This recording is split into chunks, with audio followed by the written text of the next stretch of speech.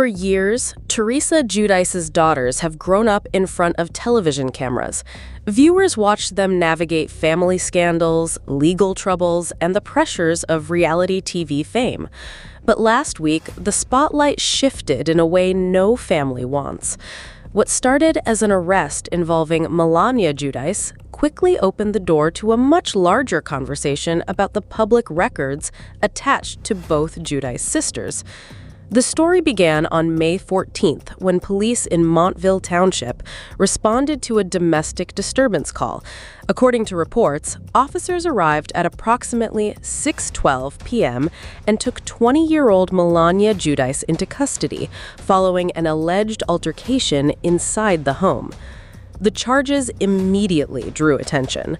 Melania was charged with simple assault and with purposely or knowingly causing bodily injury. Reports surrounding the incident alleged that a physical confrontation escalated inside the residence, involving multiple individuals. According to those same reports, one of Melania's sisters ultimately called 911 out of concern for the safety of everyone involved. Court officials later confirmed that the matter was being handled as a domestic violence case. The legal process remains ongoing, no plea has been entered, and the final outcome has yet to be determined. Under normal circumstances, the story might end there. Instead, the arrest triggered something else entirely. As reporters and online commentators began digging through public records connected to the Giudice family, attention quickly shifted toward Melania's older sister, Gia. What they found wasn't a criminal case. It was a collection of traffic and administrative violations spanning several years. The earliest entry reportedly dates back to 2019 and involved a traffic-related offense. Additional citations followed over the years, including speeding violations, vehicle paperwork issues, and other driving-related infractions. While the offenses were far less serious than the allegations surrounding Melania's case, the number of citations became a story of its own. The distinction is important. Gia's reported violations involve traffic and administrative matters. Melania's case involves allegations of violence. Legally and factually, they exist in completely different categories. Yet, in the court of public opinion, nuance often disappears. As online discussions intensified, social media users began grouping the sisters together and treating the separate issues as part of a larger family narrative.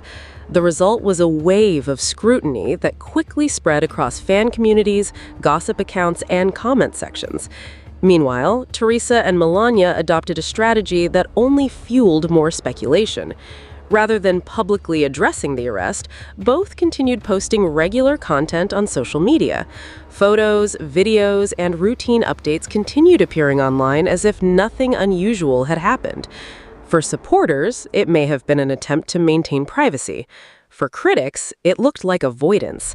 That perception sparked an immediate backlash. Comment sections filled with viewers questioning the silence.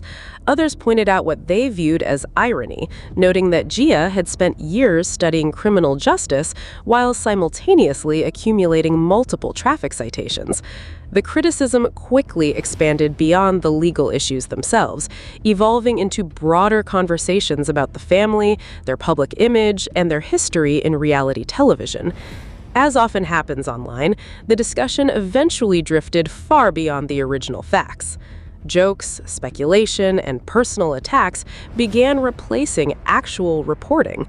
Family members, relationships, and unrelated aspects of their personal lives were suddenly pulled into the controversy.